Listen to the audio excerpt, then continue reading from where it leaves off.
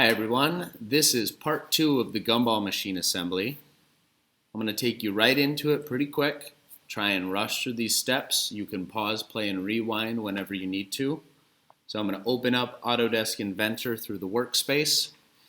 Make sure that I have my pointer on. I've also gone ahead, grabbed my keyboard, and I've pinned that top bar. I want both those things readily available to me. So we are going to open up our Gumball assembly. Mine is called Gumball Assembly Video. It's out in your H drive. We're going to open that up.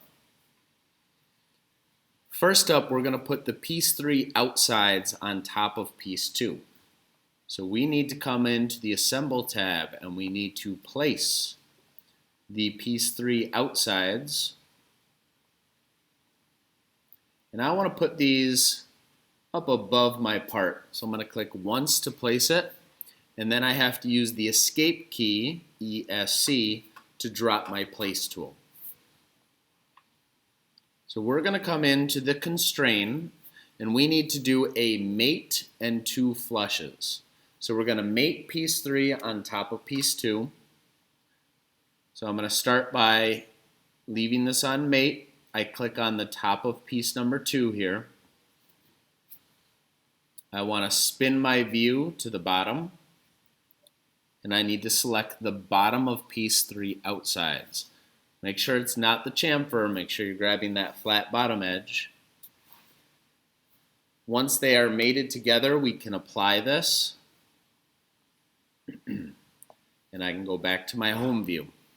So now that they're locked, we need to locate it side to side and front and back. To do that, we use the flush command. I'm going to switch over to flush. I want to flush the outside edge of my piece 3 outside here with the outside edge of my piece 2. That takes the 2 edges and lines them up even. I'll apply that. We also want to do that with the back of our pieces. So I'm going to pick on the back of piece 3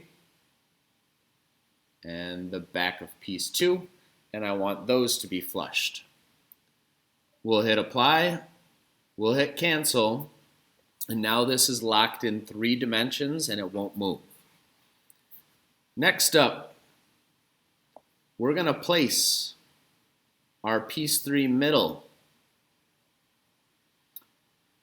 Let's put this on top of our piece here. I'm going to hit the escape key to drop my place tool.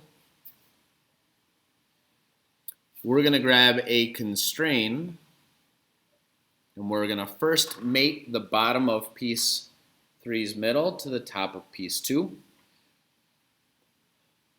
So I'll click on the top of piece 2, and then I'll switch my view to get the bottom of piece 3. Apply, and home view. Okay, we need only one other constraint on this one. We're going to take this outside edge right here, and we're going to mate that to the inside edge of the piece 3 outsides, bringing them together. So I leave it on mate. I'm going to grab this inside edge of my middle, spin my view, and I'm going to grab the inside edge of that outside. I'm going to apply it, hit cancel, and now if I grab my middle piece, you're going to notice that it moves back and forth and it stays in position. It stays right down that groove there.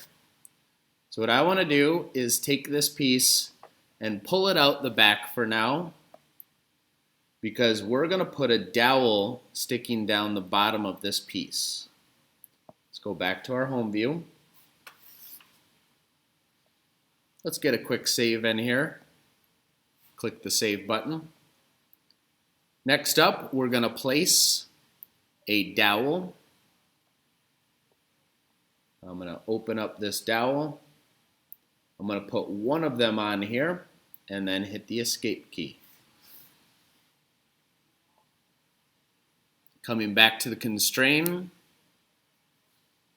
we want to constrain and insert. We're going to put that pole in the hole that we drilled. So I grabbed the insert command. We found out with the last dowel that right away we can make this aligned. And we're going to grab the top of this dowel. So make sure you're grabbing the top circle to the top of this piece 3 middle, not the bottom, need the top. So that dowel is going to stick down, and we can apply this, cancel, and now this dowel is going to fit in the groove, and at a later point we're going to turn this on so that the two dowels actually hit each other and don't ghost through. So let's just move our piece forward a little, and we can leave it sticking out. And we can save.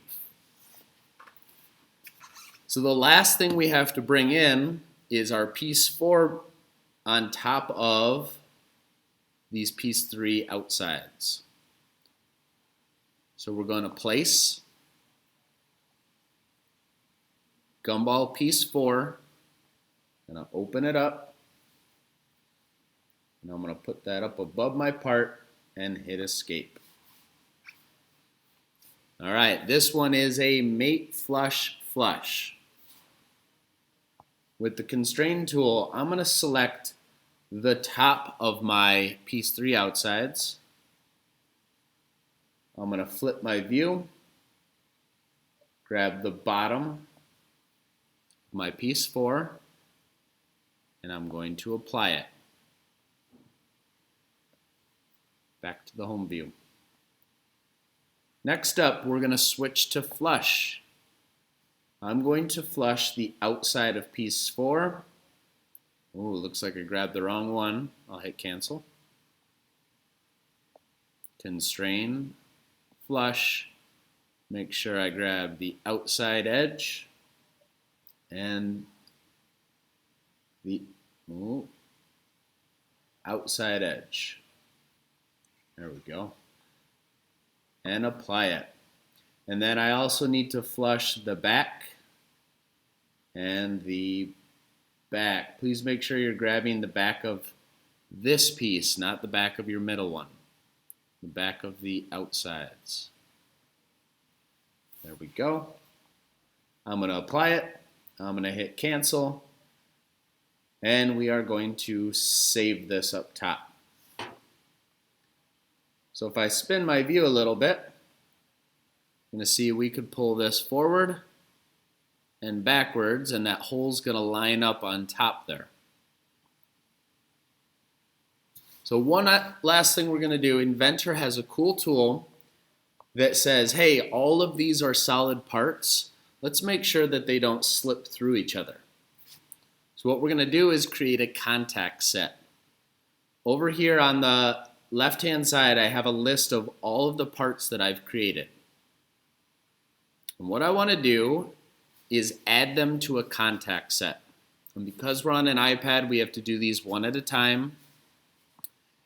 If you were at home, you could hold the control key. Well, let me see if I can. No, can't do it on an iPad. You could hold control and you could select all of those pieces. Let me return. So what we're going to do is click and hold, and we're going to come down to contact set, turn it on, and you should see this magnet looking symbol. We need to do that with each piece. Click and hold, contact set. If you want to grab your mouse, it is a right click, contact set. Right click, contact set.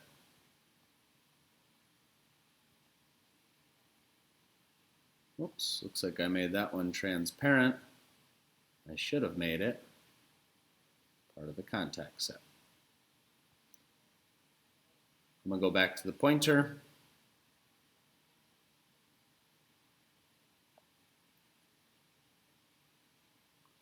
long click, contact set, long click, contact set. Alrighty, so we have to turn on the contact solver for this to work.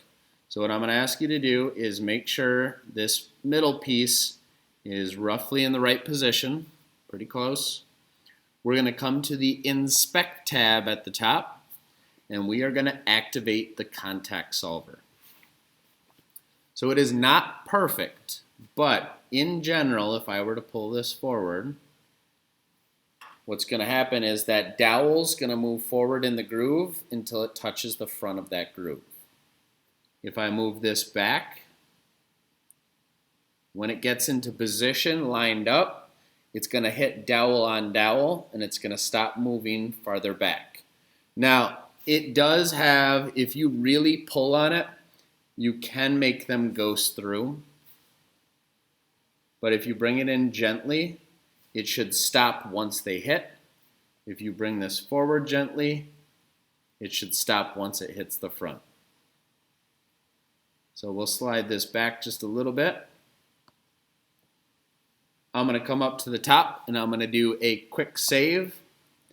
That is the full assembly for our Gumball machine.